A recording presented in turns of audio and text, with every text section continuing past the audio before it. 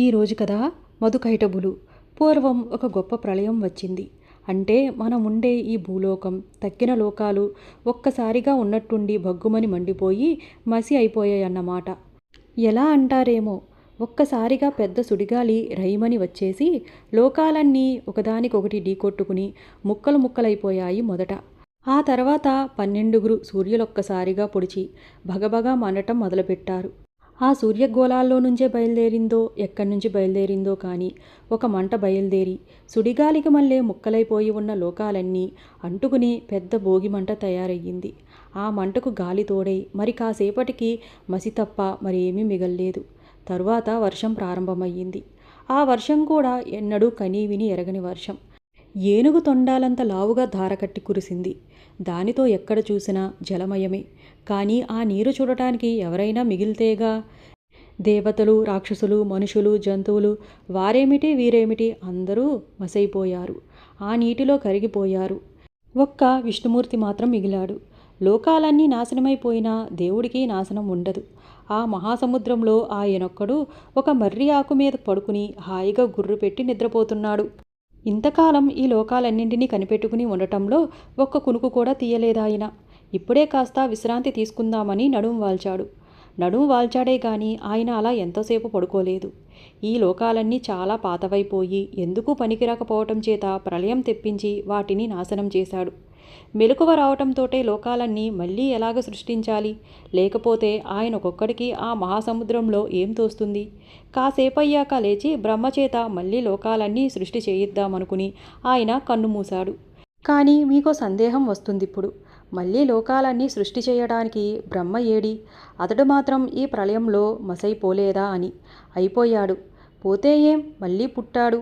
ఆ మర్రి ఆకుపైన నిద్రిస్తున్న మహావిష్ణువు బొడ్డులో నుంచి ఒక తామర తూడు, ఆ తూడు కొనన ఓ పెద్ద తామర పుష్పం పుట్టాయి. ఆ పుష్పంలో బ్రహ్మదేవుడు తొట్టెలో పిల్లాడికి మళ్ళీ ఆడుకుంటూ కూర్చున్నాడు. అప్పుడెక్కడి నుంచి వచ్చారో గాని 2 రాక్షసులు వచ్చారు. వారిలో మొదటివాడి పేరు మధువు, రెండో వాడి పేరు కైటబుడు.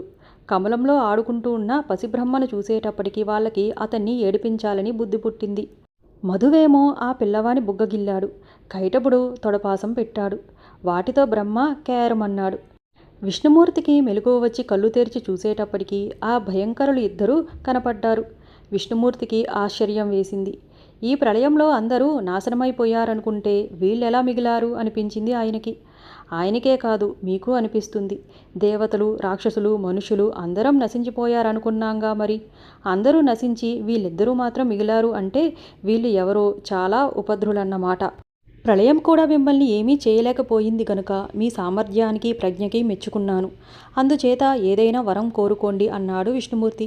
ఆ మాటలు వినేటప్పటికీ వాళ్ళిద్దరూ పకపకా నవ్వుతూ, ఏమిటి, నువ్వా మాకు వరాలివ్వటం అన్నారు. ఏం అలా అంటున్నారు అని అడిగాడు విష్ణువు. అలా అనడమేమిటి? ప్రళయానికి ప్రళయమైన మాకా ఒకడు వరాలివ్వటం. ఇంకా నిద్రమత్తులో ఉండి మాట్లాడుతున్నావు గనక అది ప్రథమ తప్పిదం కింద భావించి నిన్ను వదిలేశాం అన్నారు వాళ్ళు. ఆ మాటలు వినేటప్పటికీ విష్ణుమూర్తే తెల్లపోయాడు. ఏమనాలో తోచక విష్ణుమూర్తి ఆలోచిస్తూ ఉంటే మధువు, కైటబా, ఇతగాడికి మన సంగతి తెలీదు గనక ఇలా మాట్లాడాడు. మన గొప్పతనం కాస్తంతా మచ్చు చూపించాలి అన్నాడు. కైటబుడు మనకి వరాలిస్తానని వాగాడు గనుక మనం ఒకరికి వరాలిచ్చే బాపతే గాని ఒకళ్ళ వద్ద నుంచి పుచ్చుకునే బాపత కాదని వీడికి తెలియచేస్తే సరి అన్నాడు.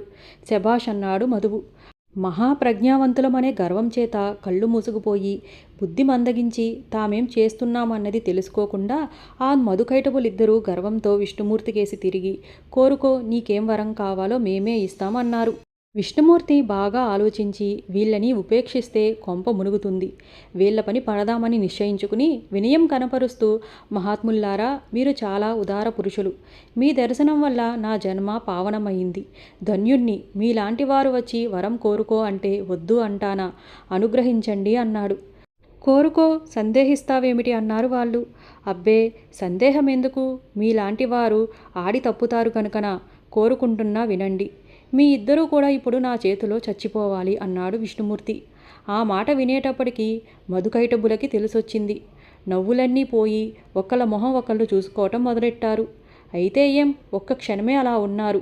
ఏ వరమైనా ఇస్తాం అన్నారుగా, ఆడి తప్పరు. వాళ్ళు దుర్మార్గులైన రాక్షసులే అయినా వాళ్ళల్లో ఆ నిజాయితీ ఉంది. విష్ణుమూర్తి, నీ తెలివితేటలకి మెచ్చుకున్నాం. పుచ్చేసుకో మా ప్రాణాలు అని సిద్ధపడ్డారు. సిద్ధపడడమే కాదు, వాళ్ళు మరో మాట కూడా చెప్పారు. మాకు నీరు ఉన్న చోట చావు లేదు. ఇప్పుడు ఎక్కడ చూసినా నీటిమయం. మరి మమ్మల్ని చంపే ఉపాయం నువ్వే ఆలోచించుకో అన్నారు. విష్ణుమూర్తికి వాళ్ళని చంపే ఉపాయం ఆలోచించటం ఒక లెక్క. ఆయనకి ఎంతసేపు అంటూ ఆయన తన 2 తొడలు పెంచేసి ఆ తొడల మీద చెరొక రాక్షసుణ్ణి పడుకోబెట్టి తన సుదర్శన చక్రంతో వాళ్ళ కంఠాలు కోసేశారు.